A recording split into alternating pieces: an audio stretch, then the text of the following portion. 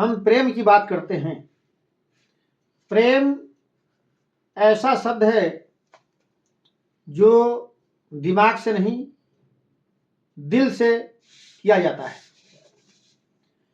प्रेम किसी से भी कर सकते हैं। पति पत्नी से प्रेम करता है, बेटा पिता से प्रेम करता है, पिता बेटी से प्रेम करता है। कोई भी किसी से प्रेम कर सकता है। प्रेम दिल से किया जाता है, प्रेम मन से किया जाता है।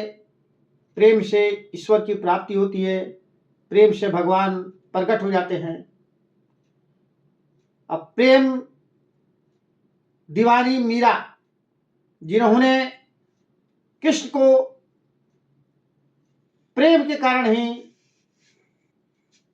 जहर का प्याला पी ली थी।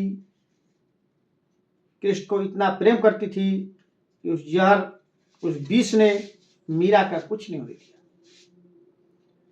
प्रेम से भगवान जहां चाहेंगे भक्त को भगवान दर्शन देंगे, एहसास कराएंगे। प्रेम से ईश्वर की हर जगह जहां चाहेंगे वहां प्राप्ति हो सकती है। आपको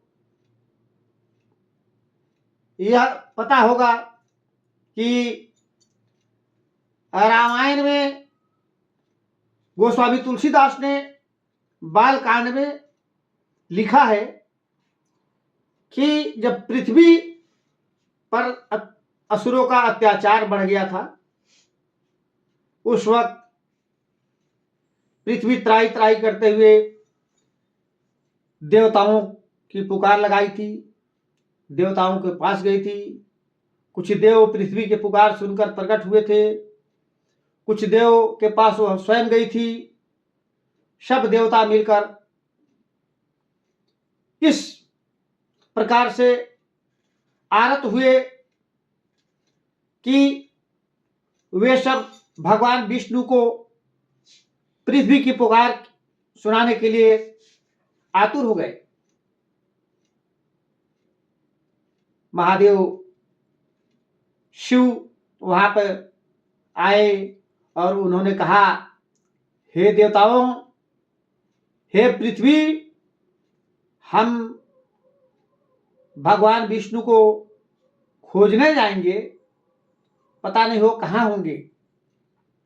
हम लोग यहीं प्रेम से उनका आरत करते हैं, अवश्य ही वो हमारे सम्मुख प्रकट होंगे और हम उनसे विनती करेंगे। उन्होंने कहा, अपनी तो यही धारणा है, अपनी तो बस यह टेक यही, भगवान प्रेम में है अपने, इस पाठ पढ़े बस एक यही।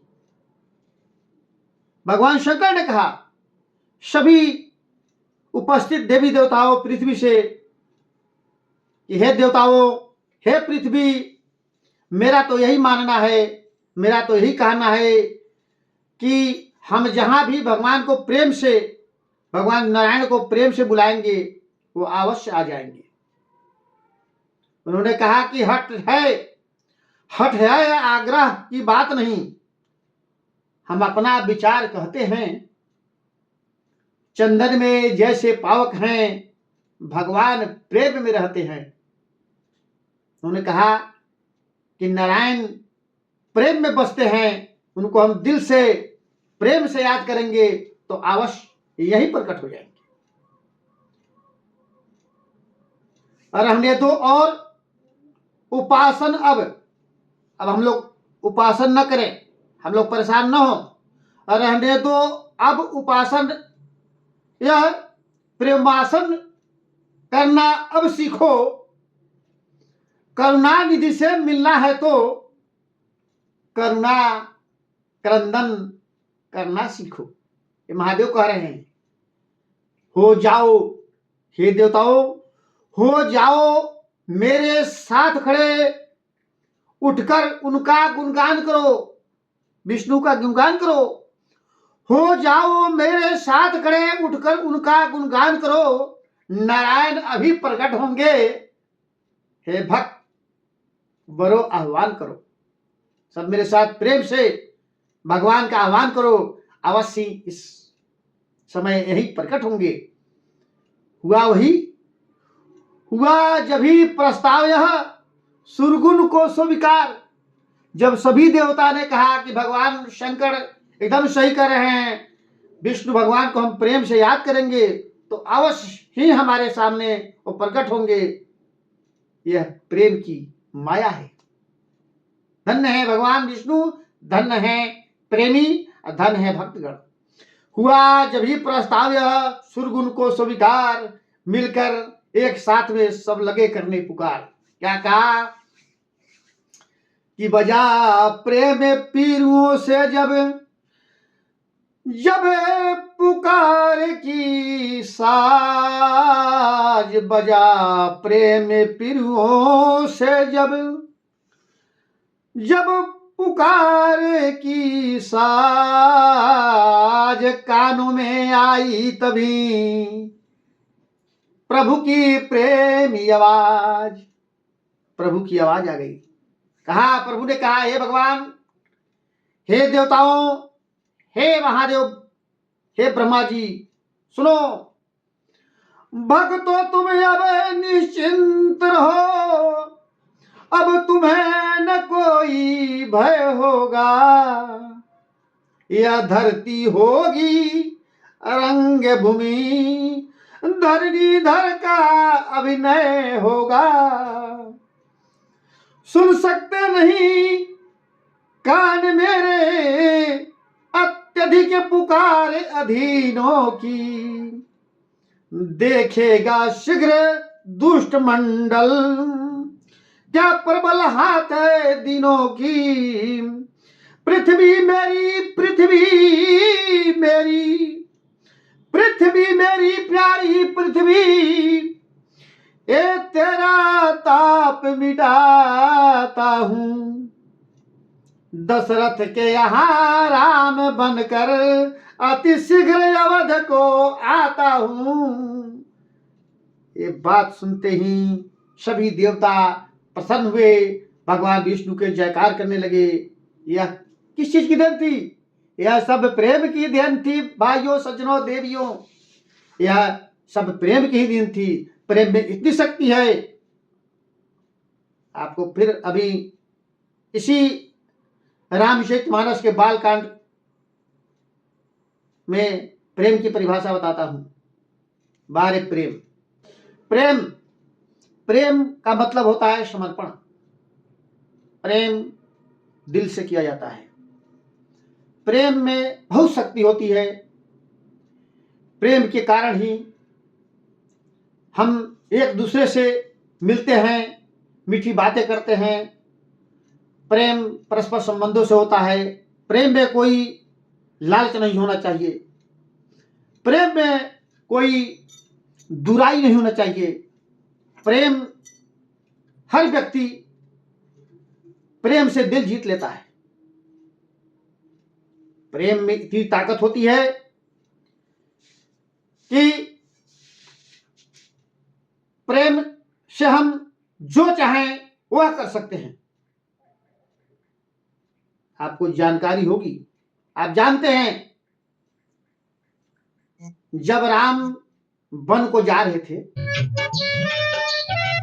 जब राम वन को जा रहे थे, लक्ष्मण जी को जब पता चला कि भाई को वनवास माता कैकेयी ने दिलाया है, वह उनका प्रेम ही था। लक्ष्मण और राम का प्रेम ही था कि राम ने 14 वर्ष तक अपनी पत्नी से प्रेम न करके भगवान राम की सेवा में व्यतीत किए। अपनी पत्नी को समझाए कि मैं भैया के साथ वनवास जा रहा हूं, तुम अपना यही समय बिताना, माता पिता की सेवा करना। वह प्रेम ही था। एक प्रेम यहां से चलता है चित्रकूट में।